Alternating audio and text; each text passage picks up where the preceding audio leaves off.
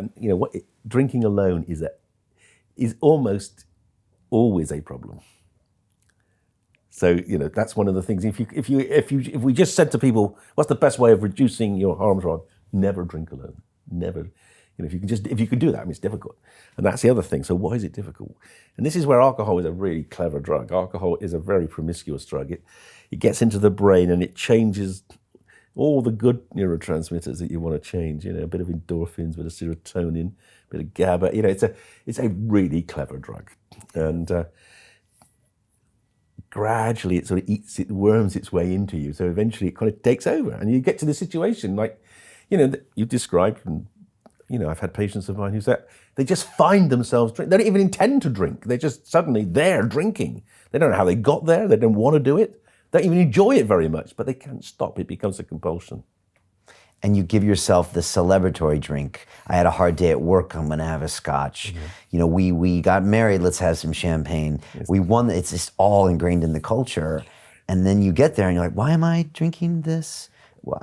You don't know why sometimes you're doing it anymore. No, because it becomes, this is one of the interesting things, and this is true of other addictions as well, but yes. Alcohol is the kind of the biggest problem because it's the most used drug. But it's that your brain is a really efficient organ. Your brain tries to make as much of what you do habitual as possible. You don't want to be thinking about everything, because right. Thinking's hard work. You want it just be, imagine if you had to think every time you made a sentence, if you had to write it down before you go mad. So your brain, it learns to be very, very efficient. And when you start drinking, it just learns to take over and to stop it being conscious and make it a habit. And once it becomes a habit, it's like biting your nails or habits are really hard to break. They're in a different part of the brain. Actually, it's very hard to unlearn. Once you've learned something to a habit level, it's very hard to unlearn it. And that's why so many people relapse.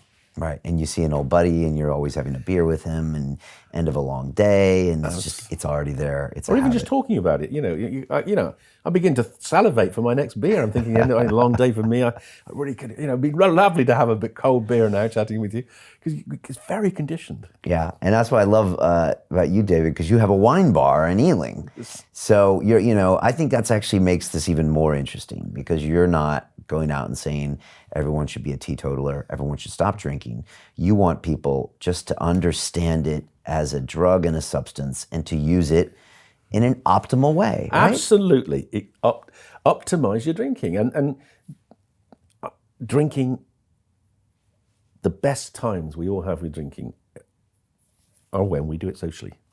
It's the ultimate social drug, legal drug. So let's drink socially. That's how we tended to drink. We tended to drink in pubs in England or bars in other countries. We drank with family around the table. Drink socially.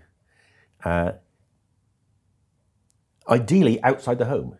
One of the reasons we got such a big increase in alcohol consumption in Britain in the last 40 years is because we have brought alcohol into our homes. We didn't used to. When I was a kid, we didn't have alcohol. We didn't drink with me. Well, maybe on a Sunday lunchtime we might have a sherry. Now it's almost the norm that everyone drinks at home with almost every meal, and that is not thought. That's what you do. It's become a habit, a kind of cultural habit as opposed to a personal habit. So I think I have a wine bar because the wine bar in Ealing is designed to do two things. It's actually my daughter's wine bar. I'm just sort of supporting her financially with it. But her vision is it's very hard for women to find anywhere to drink where they're not going to be pestered by drunk men. They don't want to go to pubs. There's just soccer playing and there's men falling in over them and pouring beer. So this is a kind of little haven where women can go and have quality wine. So it's mostly organic. It's high quality. So you taste it, you enjoy it. You can't slurp it back because it's too expensive. So it's about being part of the experience rather than just getting drunk.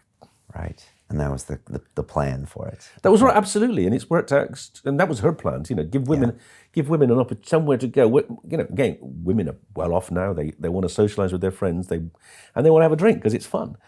But there are very few places for them to do it. Yeah. Certainly annealing. And it's funny how you say that. I mean, if I talked about the optimal times where I was drinking, it was probably in a social situation at a low dose. Yes. And the other times is when it wasn't optimal. On the 20th tequila shot, that's not optimal. I don't even know what's happening. I'm doing bad things. You know, alone, it's not happening. But there was probably a time which, like, I think Brad Pitt came out recently and said, I've had my alcohol privileges revoked. That's what Brad Pitt said. And that's what I've done to myself. For me, I've revoked them from me because I don't think I can handle it, and I'm okay with that, and I'm going to do all these other things in my life. Well, the other thing is you've got a lot of things to fill in the gap. Yes. Yeah, and that's great. I mean, and that's, of course, one of the things for people who've got alcohol problems, we do try to find other things that can interest them and relax them or deal with the stress, but also just to give them something to do. You know, because that's the problem. You know, if you do spend 2 or 3 nights a week with your mates drinking, and then you don't want to drink, it's quite difficult to spend the time with your mates because sometimes they're suspicious of you, sometimes they're critical. You know, sometimes they're quite boring when you're sober. Yeah, it's funny when you tell someone you don't drink, a lot of times it makes them uncomfortable. Very much so. Because they know that they have a habit, and Indeed. I'm sure you've seen a lot of that. Yeah. Yeah. And what I always say is that the only time I ever really think about drinking is when I'm in a social situation I don't necessarily want to be at. Like a lot of people say, I'm going home for Christmas and I'm going to have to drink because I can't handle my parents or whatever it is. And I always say, well, just don't go to those situations. Yes. Because you shouldn't have to use alcohol to get through something. Just make another choice. But you see, that's the power of alcohol. That you go to a social situation that you don't want to go to, a party you don't want to be at, you don't know anyone, and alcohol can just make it bearable. It is a good drug in that sense. It's just the legacy of it can be quite damaging. Yeah, and in a way, maybe it's a bad drug because it doesn't show you need other choices as well. Maybe find something you enjoy doing. Yeah, but it's difficult. I mean, you're not going to go into a party and start doing your press-ups, are you? Yeah, maybe not. Well, maybe. That's the point. Oh my God, it's such a clever drug. Why do we, look at, you get on an airplane, right? 30% of the people on the airplane are terrified of flying.